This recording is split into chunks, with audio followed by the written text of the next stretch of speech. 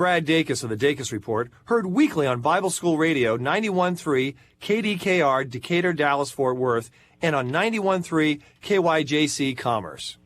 Portions of KDKR programming do not necessarily reflect the views of this station, its management, or staff. Prudent Money with Bob Brooks is sponsored by the Prudent Money Foundation on 91.3. Well, will the Supreme Court side with student loan debt cancellation or reject it altogether? Today we're going to take a look. Stay tuned for Prudent Money.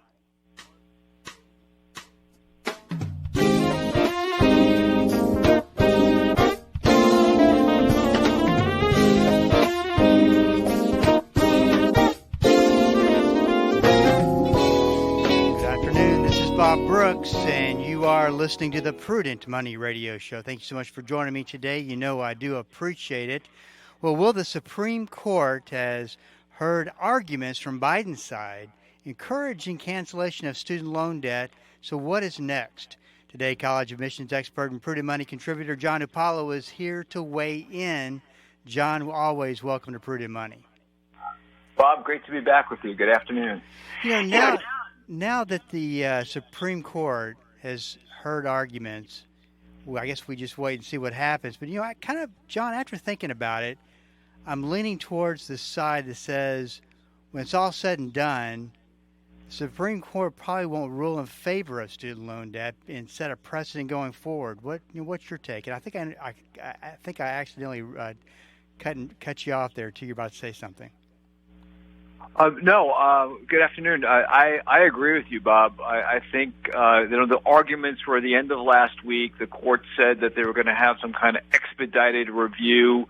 So they hope to get a decision out in the next, 30 days or so. But when you read all the arguments that were made for and against, you listen to the pundits, and there's a conservative Supreme Court that didn't seem too inclined to side with the Biden administration that would allow the student loan cancellation to go forward. So, frankly, I think the odds-on favorite right now is that the whole, almost 10-year effort to have student loan debt cancellation taken care of with the stroke of President Biden's pen is unlikely to happen at this point.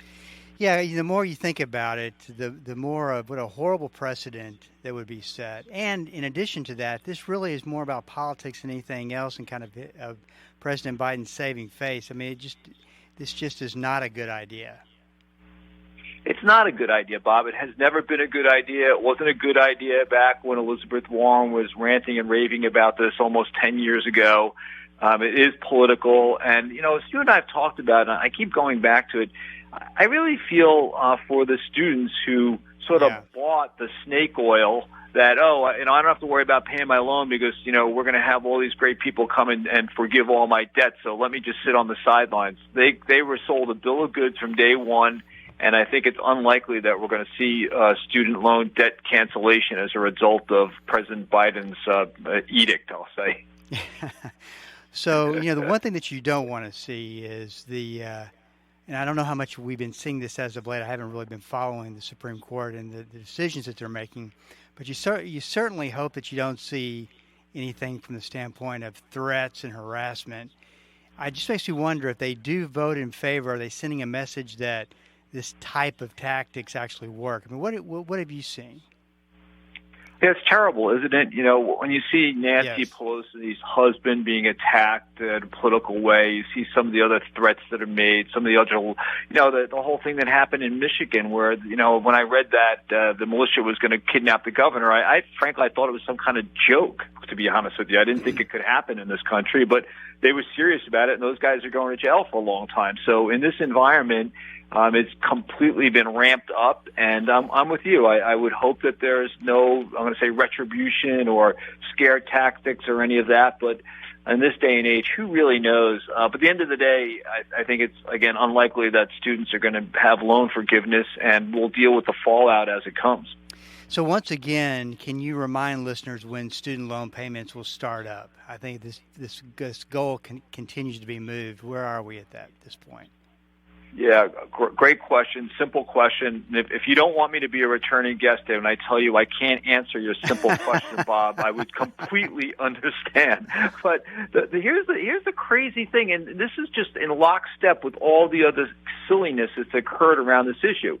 So there's not a definitive answer to your question. It's hard to believe, but it's true. So the way it stands right now at this moment, it says that if the Supreme Court comes back and rules before June 30th, then the repayments are supposed to start 60 days after the date of the court ruling.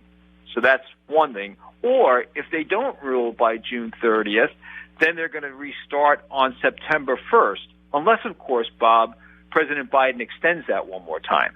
So you ask a really simple question that has a three-part convoluted, crazy answer, and so the answer is nobody can tell you today when the student loan repayments are going to actually be reinstated. It's crazy. So, yeah, I really wasn't expecting that very last sentence. So how far into the future could President Biden, if he wanted to, I guess he continue to fight another day, but how long could he bump that into the future? Do you even have an idea? Well, one thing that's interesting about this lawsuit is that it will, if he loses, let's put it that way, then it's a real challenge to his executive power, or maybe it's corralling or putting some side rails around his executive power. And it might well be that perhaps somebody could come and sue him to actually have them start the repayment process. I don't see how he can just continue to kick the can down the road remember, all of this is coming under the guise of we are under a national emergency because of the pandemic. And I don't know what it's like in Dallas, but in New York City, it feels like we're post-pandemic to this year. So sure. I don't see how we hide behind the whole pandemic emergencies argument anymore. It just doesn't seem to fly in the face of what's really going on in the world. This is Bob Brooks, and you are listening to the Prudent Money Radio Show. Thank you so much for joining me today. You know I do appreciate it. John Hupalo is with me here to talk a little bit about college admission, student loan debt, and about just anything you can think of that deals with college. And if you want to go to his website, and it's just left my brain, John, what's the... MyCollegeCorner.com, Bob. Thank you. Yes. MyCollegeCorner.com. It's a great resource you can go to. A lot of free information. Go check that out. One of the things that I want to take a step back and talk a little bit about is some of the basics. We meet month to month. I mean, we talk about all kinds of things college-related, which always amazes me that we never have trouble finding new material to talk about. Yet some of the old material is things we need to really go over because we have new listeners. Things that probably at the time we were talking about it didn't have kids who were in high school. Now they do, and all this would be appropriate. So let's talk a little bit about maybe Student Loan 101 and talk about a little bit about financial aid.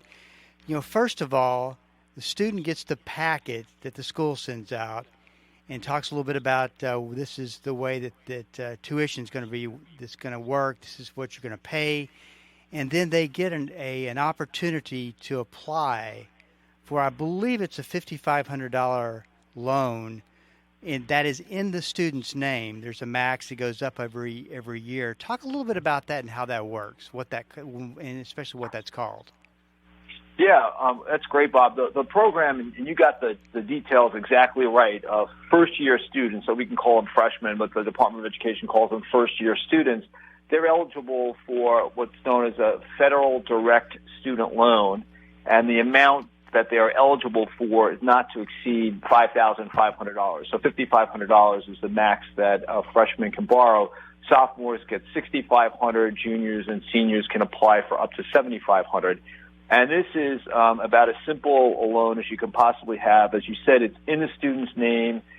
There are two flavors of this loan based on students' needs. So students who are needy, perceived to be needy, or are I say perceived, I really should have said calculated to be needy, and I'll talk about that in a moment. But students who have need will get what's known as a subsidized federal loan, which means they're not responsible for any of the interest while the student's in school.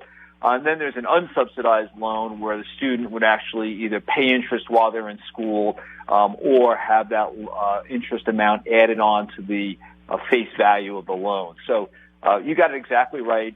Federal direct loan, freshmen can get $5,500. The other really important point here is that all students need to do is fill out the FAFSA form, the free application for federal student aid. That goes to the college. And whether or not the student gets any other financial aid, they may get some grants or they may be eligible for some scholarships as a result of that.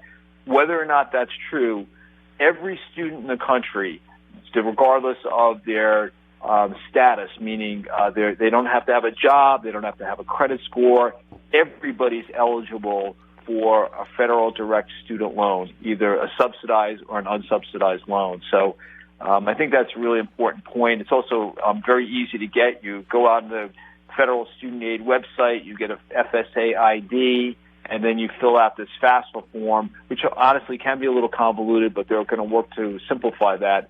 But again, you got the facts right. Students, freshmen, are eligible for this federal student loan. And then the next, probably from a popularity standpoint, is the Parent Plus loan that can be taken out in the parent's name, and they can borrow a lot of money. Talk a little bit about the process and how all that works. Yeah, I'll do that, Bob. I have to tell you, the Federal Plus loan is probably my least favorite loan product in the entire country, and I'll tell you why. Unlike the student loan, where any student can get it and there's a cap on it, on the Federal Plus loan, so a loan for parents, and Plus originally the acronym was a parent loan for undergraduate students. So the Parent Plus loan was meant to be a gap filler. Here's the problem. Actually, there are three problems with it, Bob. One is that the student's parent doesn't need to have any demonstrated ability to repay the loan. So there's no income requirement. There's no credit score requirement. You can't have adverse credit, which means you can't have terrible, terrible credit. But literally, just about anybody who has even some minor blemishes on their credit record, but nothing major, they can take out up to the full cost of attendance for their student to go to a school. So again, if you let's just we'll use a very simple example. Let's say the tuition, room, board, and fees is $50,000, and the student didn't get any other aid, and they got a $5,500 federal loan for the student. The parent can literally go and borrow $44,500 on their signature, basically no credit score. And that parent also, Bob, is going to pay a very large origination fee, over 4%.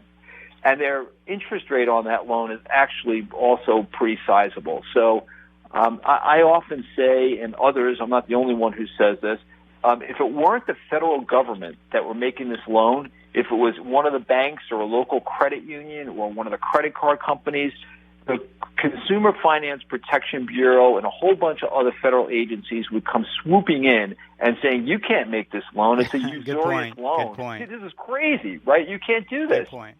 But they do. So anyway, you asked a simple question, had a very long answer, but I'm not a fan of the Plus loan. I think there are other options for parents. And one other thing, Bob, we talk about this in my College Corner all the time, and I think it's super important for parents and students to think about that. And that is, I truly, in my heart, believe that a student loan should be the last resort, not the first option to pay for college. Right, and that gets us into like maybe a little bit of a segue if we have a few minutes to talk about financial aid in general. Like what does that mean, right? And you asked a question, you said it at the beginning of this part of the discussion. So, well, they get the letter. Well, what they get is a financial aid award letter from the college, and it says, as you're saying, here's the cost of school, and here are the aid opportunities, I'm going to say, that we'll offer to you. So there's some really good aid that can be given to a student. And those good, I call this, when I do a presentation, I put green all around it, and I say, this is the good stuff. Well, the good stuff has the word grant or scholarship in it. Because if you see on a financial aid award letter the word grant or scholarship, that means that it doesn't have to be repaid. So it is actually good free money actually giving you aid to reduce that bill. So in my example before, let's say the student the fees, tuition, room, board, cost of attendance is $50,000. The school might come and say, we're going to give you $20,000 of grants and scholarships. Your bill just went from what they call the sticker price of $50,000 down to a net price of $30,000. So now the family has to come up with not $50,000 to pay for that year of school, right? And then the grant scholarships come from sometimes the state, sometimes from the federal government through the Pell Loan program for disadvantaged and lower income families. So there's some really good programs there. The states have these programs. Colleges have programs that they run through their endowment. So there's a lot of money around in the scholarship world, and every year in about the April time frame, they run a big expose in the newspapers and say, oh, last year there was X billions of dollars of unclaimed student financial aid, which is actually a true statement. So this little discussion is really meant for your listeners to have their ears perked up to say, you know what, I might be able to get grants and aid from all the places I just said, or from third-party providers like the local Knights of Columbus or Pepsi Cola Company or any number of folks. If you go on mycollegecorner.com, there's actually a scholarship search engine there that will allow folks to go and search for free for some of these kinds of scholarship opportunities. So again, free money doesn't need to be replayed. The word grant or scholarship shows up in the name of the award. Love that. The other. Let me ask a quick question. Please. John. So from the standpoint of the student really hasn't applied for the grant or the scholarship. How does the school go about the process of matching each student with the potential grant or scholarship opportunity? Yeah, so it's really significant question, and the answer to the question is you have to fill out the federal application for free student aid FAFSA form. Oh, it goes back to the FAFSA. From that form, the FAFSA, it all starts with the FAFSA, with the need-based aid. So what will happen is the school will get a report from the government that says this student has need. And then the school will look to see within their own resource pool, okay, what grants can we give? We know that the federal government's going to give this student a Pell Grant. What other grants do we have in our ecosystem that we can give to these students? And some of that is need-based aid, and then some of it, Bob, is merit-based aid. And we talked about this a few times in the past. So need-based aid results from the FAFSA calculation, but the merit-based aid, they might look at the student and say, "Oh, look, they're valedictorian of the class. You know, they're in the band. They're doing all these great things. We want to have this student come." So, in addition to the $30,000 in grants and all, we're going to give merit-based aid of another $10,000. So that's the way that they can allocate out all those billions and billions of dollars that the schools have to attract a class that's coming on their campus that they want to be proud of, and also give the students an opportunity to have a great experience. So merit-based aid, need-based aid comes together in various forms from the government, from the schools, from private providers, and it doesn't need to be repaid. It's really a significant opportunity. So tell me this, as you go through all of this, what do you tell the parent that just says, wow, John, I am completely overwhelmed with everything that I've got to look into, with what I got to understand, what I have to learn, how things work. What do you tell that parent? Yeah, Bob, I say two things. One, take a breath, because we've all been there. I was there myself. I told you one of the reasons we started Invite Education and mycollegecorner.com was my co-founder and I, we looked at this almost 15 years ago now. My kids were going through this process. I'd spent an entire career on the student finance side, and I felt like a deer in a headlight. So, honestly, I said I don't doubt that. I don't doubt that at all. It really is. So the take a breath thing is actually important, because we're kind of all in this together. And then I say, go and use your resources. So what resources do you have? The school counselors are really good. They're very overwhelmed, but they're really good.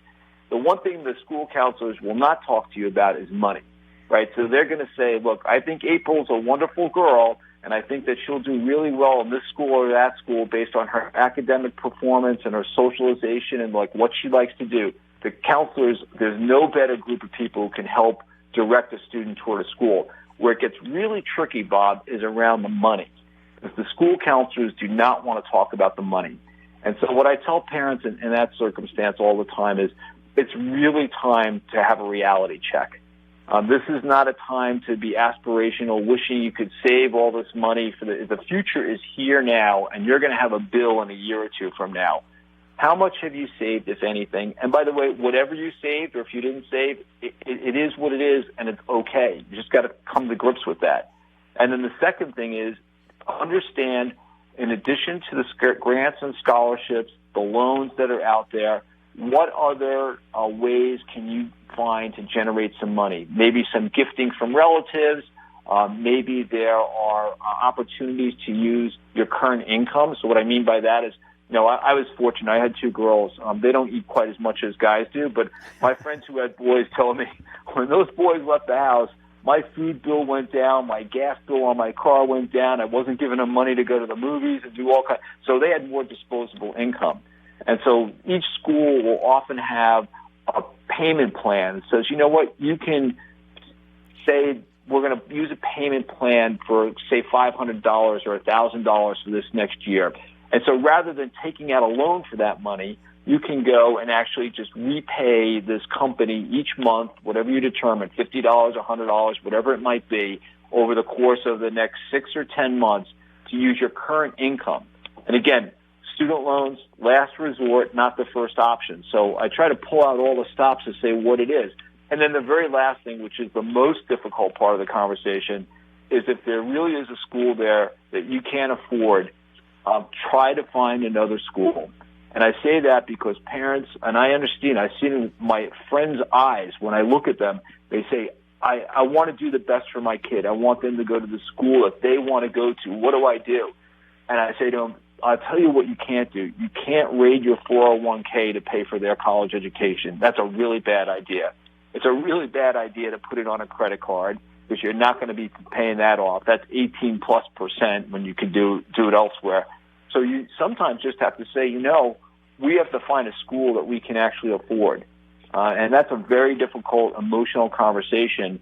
But at the end of the day, I think that's one way to avoid this, excessive student debt is try to corral in, go to an in-state school, find a way, if you have to live at home for a while, or go to a community college first and then earn some money and transition into a 4-year school. There are ways to do that, and I'm hopeful that students and parents are starting to become a little bit more realistic about this, saying, I don't want to be one of those $1.7 trillion of student loan debt out there. It's just too much. I think that and we only have about 30 seconds left, the toxic combination is the fact this is such a highly emotionally charged decision and want for your child, and the ability to say, I'm going to take all this liability on, and I don't have to worry about it for 4 or 5 more years. Surely by then I'll have money saved up to pay for it. I mean, so you're really pushing it off and betting on the future, a lot like our government does. And that's a toxic combination. It is, Bob, and you hit the nail on the head. That is the most important part of it, the emotional part. And the last thing I'll say, and I agree 100%, is that a lot of times parents put into it and say, well, they start living vicariously through their children again, and they I remember what it was like. Well, it's not like that. We've been removed from school a long time, and we just have to be realistic, and that's about the best you can do to help your family stay out of trouble. No question. Well, more information about John, mycollegecorner.com. Go check it out. There's a lot of free information there that can help you out with college and information that you need to know. John, always great to talk to you. We'll talk to you next month. Be well, Bob. Thank you. God bless. God bless. God bless. This is Bob Brooks. You got a question for me? Please go to the website at prudentmoney.com and send it in, because we are all out of time. Till we do meet again next time. Keep the faith and have a great rest of the day.